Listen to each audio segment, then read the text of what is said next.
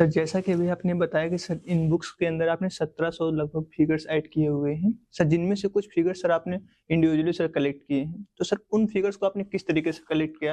या फिर उसमें आपको कलेक्ट करने में क्या बाधा आपको लगी? जब इस किताब को हम लोगों ने और प्रकाशकों ने सोचा था, तो हम जी, सिर्फ इसे एक लिखित टेक्स्ट के बारे में ये किताब नहीं बनाना चाहते थे, जी, क्योंकि संस्कृति की कैसे ऐसे कई पहलू हैं। जी, जैसे कहा जाता है ना, picture is better than 1,000 words. जी सर। तो अगर मैं एक मूर्ति कला का उदाहरण देता हूँ और उसे मैं उसका वर्णन करता हूँ, उसके बजाय या उसके साथ मैं उस चित्र को डालता हूँ, जी, तो पाठकों को उस विषय को समझने में कहीं अधिक सुविधा जी सर। होती है। और ये भी बात ध्यान योग्य है कि चित्र हमारे दिमाग में बैठे रहते हैं। जी सर। कई बार तो ये होता है, मुझे भी ध्यान आता है कि मैं किसी कक्षा के किसी किताब में कोई संदर्भ आया था, तो किस चित्र के बगल में था, जी, और वो हमारे मानस पटल पर बना रहता है। इसलिए चित्र एक महत्वपूर्ण अंग है इस किताब का।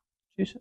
अब प्रश्न है कि भाई कैसे इन चित्रों का मैंने संकलन किया। जी, तो जब से डिजिटल कैमरा आया, जी, मैं जहाँ जाता था तो मैं वहाँ पर चित्र लेता था। जी, पहले तो उसके सब्जेक्ट परिवार होता था, लेकिन कुछ समय के बाद जो बच्चे वो भी बोर हो गए, "पिता, पापा आप इतने सारे फ़ोटो हमारे लेते हैं, हम नहीं आपके सामने कैमरे के सामने खड़े होंगे।" जी, फिर क्या था भाई, फिर तो जो मॉन्यूमेंट्स हैं, स्कल्पचर्स हैं, नेचर है, जी, प्रकृति है, पैनोरामा है, उनका फ़ोटो खींचते थे। जी सर। इस प्रकार से एक अच्छा संकलन मेरे पास वर्षों का उपलब्ध था, जी सर। लेकिन वो पर्याप्त नहीं था। पिछले 5 सालों में मैंने दिल्ली में तो फ़ोटो खींचने के लिए मैं कई बार अलग-अलग पार्कों में गया, जी, हुमायूँ के मकबरे में गया, लोधी गार्डन में गया, कुतुब मीनार में गया, पुराने किले में गया, नए किले में गया और विजय चौक पर गया। लेकिन इसके अलावा भी मैं जहाँ भी जाता था, जी, मैं देखता था कि अगर मुझे मेरे पास 1 घंटे का समय है अपने कार्य के बाद में, जी, तो शायद मैं कुछ फ़ोटो खींच सकूँ, मैं कोई म्यूज़ियम में जा सकूँ, मैं कुछ सीख सकूँ। जी, तो ये एक रहा। इसके साथ मैंने कई सारे सरकारी संस्थाओं को संपर्क किया, उन्हें निवेदन किया, जी, टूरिज़्म विभागों को लिखा और उनसे मुझे फ़ोटो प्राप्त हुए। जी, उसके अलावा विकिपीडिया पर भी जो फ़ोटोज़ कॉपीराइट फ्री थे, शेयर अलाइक मार्क थे, उनमें से कुछ फ़ोटो मैंने चित्रों को संकलित किया और उनको हमने अपनी किताब के अंत में भी उनका विवरण दिया हुआ है जी, कि भई ये फ़ोटोज़ जो हैं विकिपीडिया से लिए गए हैं। ये जैसा आप देख सकते हैं, और जी, हर चित्र के नीचे में वो फ़ोटो मेरे द्वारा लिया गया है या फिर वो किसी के द्वारा प्राप्त है जी, या फिर ये विकिपीडिया से लिया गया है, ये ऐसा दिया गया है। पर हाँ, ये अवश्य कहूँगा कि इसमें अधिकांश फ़ोटो मेरे द्वारा लिए हुए हैं। जी सर। सर आप एक आईआरएस ऑफिसर हैं। सर आपका डेली सर जो रूटीन होता है काफ़ी बिज़ी होता है। बट सर उसके बावजूद सर आपने इतने अच्छे से इस बुक को लिखा। आपने बड़ी रुचि के साथ इस बुक को लिखा हुआ है। तो सर आप इसके लिए टाइम कैसे निकालते थे? पहले तो धन्यवाद, आपने कहा कि ये किताब बड़ी अच्छे से लिखी गई है। जी सर। तो हाँ, मैंने प्रयास किया कि मैं जितना कर सकता हूँ, जी, जितने अच्छे से इस किताब को लिख सकता हूँ, मैं लिखूँ। समय एक बड़ा ही महत्वपूर्ण विषय है। अब जी, सभी के लिए तो देखिए 24 घंटे ही समय होते हैं, बिल्कुल सर। और प्राथमिकता हमारी जो है सरकारी सेवा में होने के कारण कि सबसे पहले तो उस सेवा में अपना समय देना है। जी, उसके बाद परिवार के लिए और अपने स्वास्थ्य के लिए। जी, उसके बाद जो समय बचता है, जी, उसमें जो कुछ भी हम और कर सकें, वो हमें समय निकालना होता है। तो मेरा प्रयास ये होता था कि अ, मैं हर दिन जी, 2 घंटे समय निकालूँ, या तो मैं 7 बजे से 9 बजे या 9 बजे से 11 बजे किस जी, समय मैं ऑफ़िस में आता हूँ, और सप्ताह के अंत में शनिवार-रविवार को 4 से 5 घंटे निकालूँ। जी, इस तरह से हर हफ्ते में मैं करीब 20 घंटे समय निकालने का प्रयास करता था, जी, और 1 साल में कोई 1000 घंटों से अधिक ही मैंने समय लगाया। जी सर। तो अनुशासन तो बनाए रखना होता है। जी, अब सफलता अगर की बात करूँ, तो मैंने एक टेडएक्स टॉक भी दिया था, जी, और जिसमें मैंने 5 बिंदुओं का ज़िक्र किया था। जी, पहला जो था वो था भाव, दूसरा है ज्ञान, तीसरा कर्म, लेकिन मैंने अनुशासन पर अधिक महत्व दिया, जी, और अंतिम भाव होता है देने का भाव। तो जी, ये 5 तत्व हैं। तो अनुशासन भी बड़ा ही महत्वपूर्ण होता है कोई भी चीज में सफल होने के लिए। जी सर। सर जब आप इन बुक्स को लिख रहे थे, सर उस दौरान आपको क्या-क्या चैलेंजेस फेस करने हुए? देखिए, चुनौतियां तो कई आती हैं। जी, सबसे पहले तो चुनौती ये थी कि अ, समय कैसे निकलेगा। जी सर।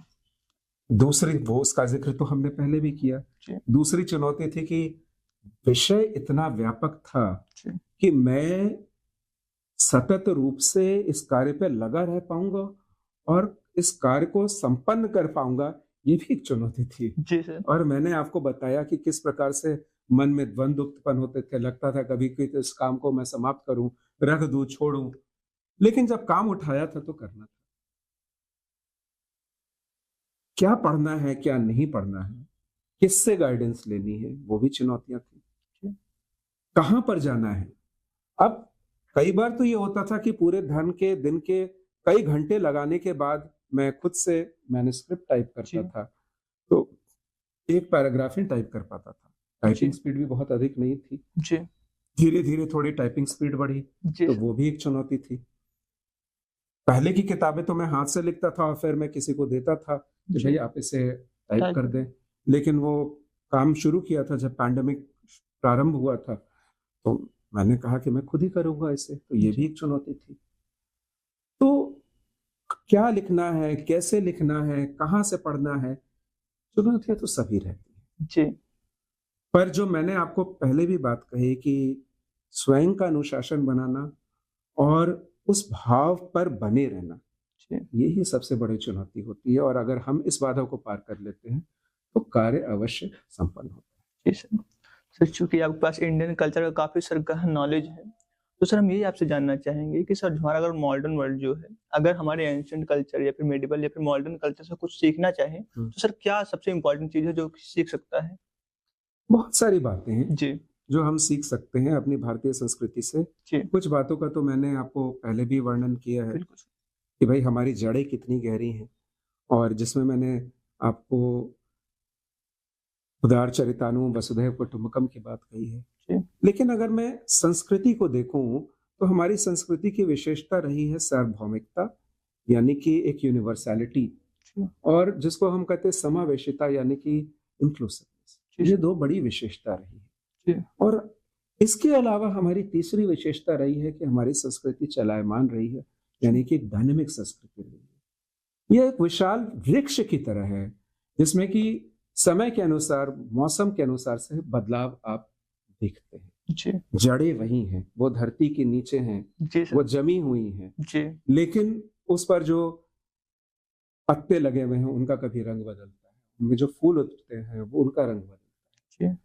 और समय के साथ बदलना अनुचित नहीं नहीं होता। है, जी, लेकिन अपनी जड़ों को भूलना जी, बिल्कुल ही अनुचित है। जी सर, तो हमें अपनी जड़ों पर ध्यान बनाए रखना है। हमारी जो ओरिजिनैलिटी है जी, उस पर हमें ध्यान रखना है। नई हवाएं चलेंगी, टेक्नोलॉजी आएगा, समाज का प्रारूप बदलेगा, समय बदलेगा, उसके हिसाब से हम बदलते रहेंगे। जी, जिसे हम टेंजिबल एलिमेंट ऑफ कल्चर कहते हैं, जी, वो बदलता है। हम किस प्रकार से वेशभूषा पहनते हैं वो अलग है, वो जी, समय के साथ बदलता है।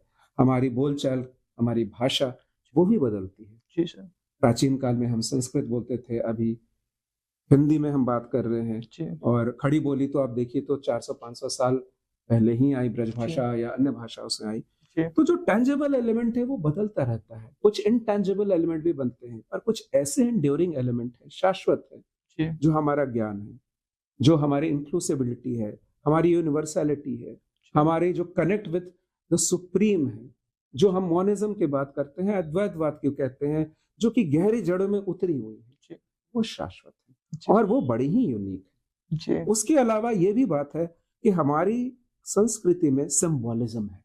जी, हमें सिर्फ उसे एक बाहरी सतह पे कर्णप्रिय संगीत के रूप में या बट बहुत अच्छा दिखने वाले चित्र के रूप में नहीं देखना चाहिए, जी, उसमें गहराई है। जी सर, तो ये कुछ पहलू हैं हमारी संस्कृति के जो बड़े ही यूनिक है, बड़े ही महत्वपूर्ण है। जी सर। सर वैसे तो जो बुक्स होती हैं उन सबको पढ़नी चाहिए, इंडियन कल्चर सबको जानना चाहिए। बट सर आपके अनुसार आपको क्या लगता है, क्योंकि आपने इतनी अच्छी बुक्स लिखी हुई है, आपने काफ़ी टाइम दिया हुआ है इस पे। तो सर आप क्या समझते हैं कि ये जो बुक्स हैं ये किन के लिए ज़्यादा महत्वपूर्ण है? किनको इस बुक को ज़्यादा पढ़ना चाहिए? देखिए, ये किताब जो लिखी गई है ये जी। आम पाठक से लेके सभी के लिए लिखी गई है। जी। भले वो स्कूल जाते हुए बच्चे हों, जी। वृद्ध हों, कॉलेज के स्टूडेंट्स हों, जी। जो लोग घर में रहते हैं, जिनके पास समय है, क्योंकि संस्कृति तो एक ऐसा विषय है जी। जो कि हमारे रोजमर्रा के जीवन से जुड़ा हुआ है। जी।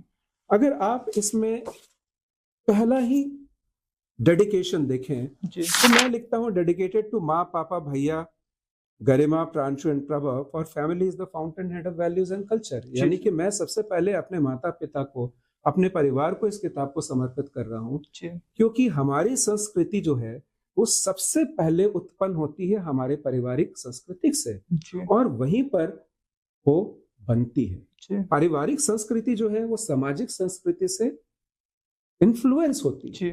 और सामाजिक संस्कृति देश की संस्कृति से, क्षेत्र की संस्कृति से और विश्व की संस्कृति से इन्फ्लुएंस होता है। जी सर। तो हमारा प्रयास ये है कि भाई यह किताब सभी के लिए है। जी।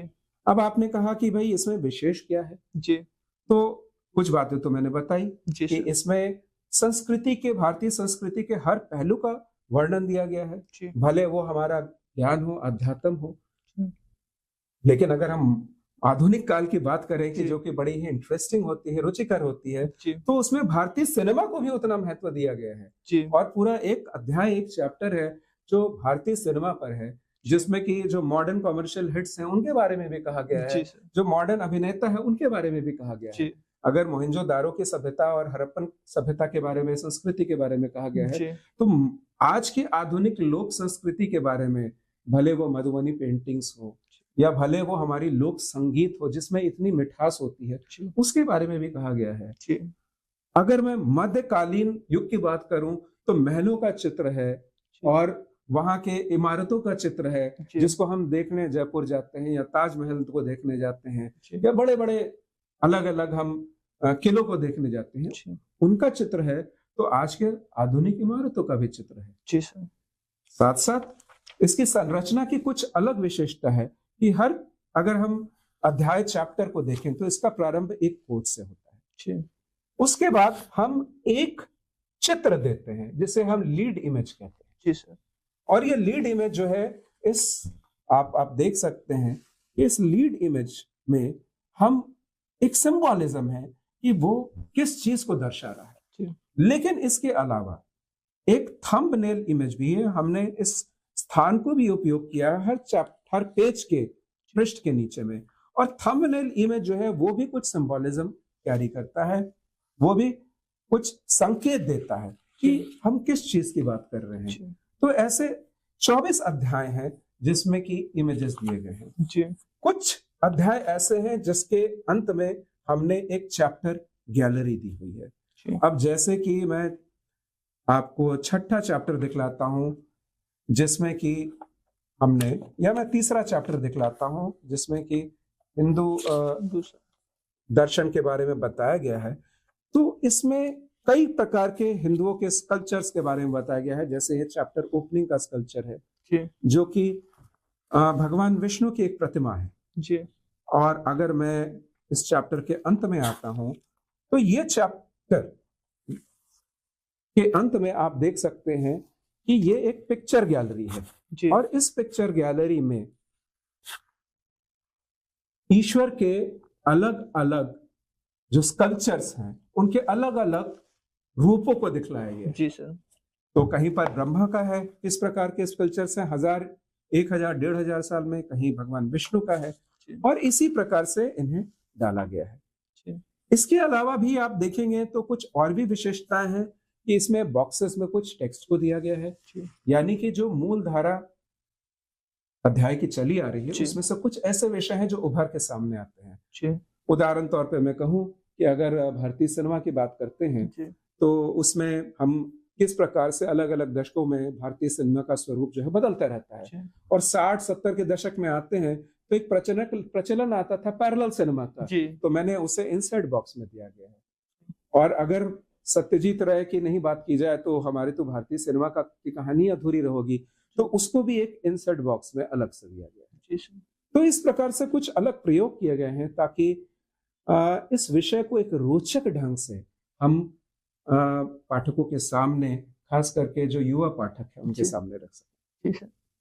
सर वैसे तो सर मार्केट में कई सारी बुक्स हैं, पर सर मुझे जो वास्तव में आपने जो बुक्स के बारे में बताया, जो मुझे लगा सर, ये लगा सर इस बुक में इम्पोर्टेंट ये है कि सर आपने इसके अंदर सर पूरा सर फिगर्स से ऐड किया हुआ है, जो कि बाकी बिल्कुल। बुक्स के अंदर देखने को नहीं मिलती हैं। जी, तो फिगर्स के माध्यम से हमें समझना किसी टॉपिक को बहुत आसान हो जाता है। सर बिल्कुल। इसलिए ये बुक बहुत महत्वपूर्ण हो जाती है। दूसरा ये कि आपने ग्रंथों से भी बहुत से कोट्स लिए हुए हैं इसके अंदर, जी, जो कि बहुत इंपॉर्टेंट है, जो कि हम सबको जानना चाहिए, जो कि इस बुक के माध्यम से हम सब जान सकते हैं। और मुझे लगता है कि अगर हम ये इन बुक्स को पढ़ते हैं तो हम अपने कल्चर को लेकर काफी ज्यादा अवेयर हो जाएंगे, बिल्कुल। क्योंकि कल्चर काफी इंपॉर्टेंट होता है, सबको कल्चर को जानना चाहिए। अगर हम कल्चर को ही नहीं जानेंगे तो जी, सर हम कुछ नहीं जान सकते हैं। तो ये जो बुक है सर, मैं अपनी तरफ से सर मैं इसके लिए काफी प्रशंसा करूंगा, और धन्यवाद। मैं इसको जाके घर पे पढ़ूंगा भी। जरूर। मैं एक बार चाहूंगा कि जो लोग इस वीडियो को देख रहे हैं वो भी इन बुक्स को पढ़ें, ताकि उनको पता चले कि हमारा कल्चर कैसा था, हम उसको कैसा ले जा रहे हैं, उसके बारे में हमें जानकारी होगी। और जब आप ऐसे बुक्स को पढ़ेंगे, इस तरीके से बुक्स को डिजाइन किया गया है काफी अच्छे से, तो जब आप इसको पढ़ेंगे तो आपको काफी अच्छे से समझ में भी आएगा। तो सर ने जो एफर्ट किए हुए हैं वो वेस्ट नहीं होने चाहिए। हम सभी को अपने कल्चर को लेकर काफी अवेयर होना चाहिए। और अगर आप अवेयरनेस के लिए इन बुक्स को पढ़ना चाहते हैं तो इसका लिंक भी मैं डिस्क्रिप्शन बॉक्स में दूंगा, आप वहां से जाके इस बुक को पढ़िएगा। बाकी सर आपने इतना अच्छा एफर्ट किया, आपने इतने अच्छे से बुक्स को लिखा, इसके लिए हम आपको बहुत बहुत धन्यवाद करेंगे। धन्यवाद। अंतिम बात आपके माध्यम से मैं कहना चाहूंगा जी कि देखिए, खास करके हमारे देश के युवाओं के प्रति, मेरे भाई जी बंधुओं के प्रति, जी कि हमें अपनी संस्कृति में गौरव का आभास होना चाहिए। कभी भी हम अपनी संस्कृति को, किसी भी प्रकार की संस्कृति को, एक हीनता के भाव से ना देखें। जी जिस संस्कृति के तत्व को आपको लगता है कि अनुचित है, आप उसे जी त्यागना चाहें त्यागें, पर इस बात का हमेशा आभास रहे कि यह संस्कृति हमारी विरासत है। जी। धन्यवाद। सर हम आपसे एक गुजारिश लास्ट में और करेंगे, क्योंकि सर हमने काफी चीजें सर बात किया, बट सर जो यूपीएससी एस्पिरेंट हो भी इस वीडियो को देख बिल्कुल, रहे हैं, बिल्कुल, तो सर हम आपसे कुछ टिप्स लेना चाहेंगे। बिल्कुल। तो सर आप कुछ टिप्स दीजिए एस्पिरेंट को। देखिए, संस्कृति का जो विषय है जी यूपीएससी सेगमेंट के लिए तो काफी महत्वपूर्ण है, जी और ये काफी विस्तृत भी है, और समय अनुसार के साथ काफी सवाल इस पर आते हैं। जी तो अगर आपके पास समय है, ये कोई 1000 पन्नों की किताब है, आप तैयारी कर रहे हैं, जी तो इस किताब को आप कुछ स्पेसिफिक एरियाज के लिए तो जरूर पढ़ें। जी पहली बात तो है, और आपके पास समय है तो इसे डिटेल में भी पढ़ सकते जी हैं। ये आपके लिए मददगार साबित होगी। जी जो अमूमन तैयारी यूपीएससी के बच्चे करते हैं, जी उनके लिए मैं इस बात को कहना चाहूंगा कि अपनी तैयारी को आप फोकस्ड रखें, जी यानी कि आप समय पर ध्यान दें। जी जो विषय आपको पढ़ना है उस पर इस बात को ध्यान दें कि यूपीएससी के पर्सपेक्टिव से क्या महत्वपूर्ण है। जी इस बात पे भी ध्यान दें कि आज समसामयिक विषय क्या है जी और वो यूपीएससी के पर्सपेक्टिव से क्या महत्वपूर्ण है। जी हाँ, और भी कुछ बातें अगर आप बताने की अनुमति दें तो ये जी सर बताऊं बिल्कुल। कि बच्चों को नोट्स लिखना बड़ा ही इम्पोर्टेंट, महत्वपूर्ण होता है। जी वो लिख के अपना अवश्य अनुशासन रखें लिखने का। साथ साथ ये भी रखें कि जब एक बार वो अपना नोट्स बनाते हैं तो अपने नोट्स को छोटे छोटे संकलन के माध्यम में भी बनाएं, ताकि जब वो रिवीजन कर रहे हैं जी परीक्षा के पहले, भले वो संस्कृति का विषय हो या कोई और भी विषय हो, जी तो वो उसे रिवाइज सहूलियत के साथ कर सके। जी क्योंकि जो विषय आप रिवाइज करके परीक्षा में जाते हैं, जी आप उसी विषय पर सवालों का जवाब अच्छी तरह से दे पाते हैं। जी सर।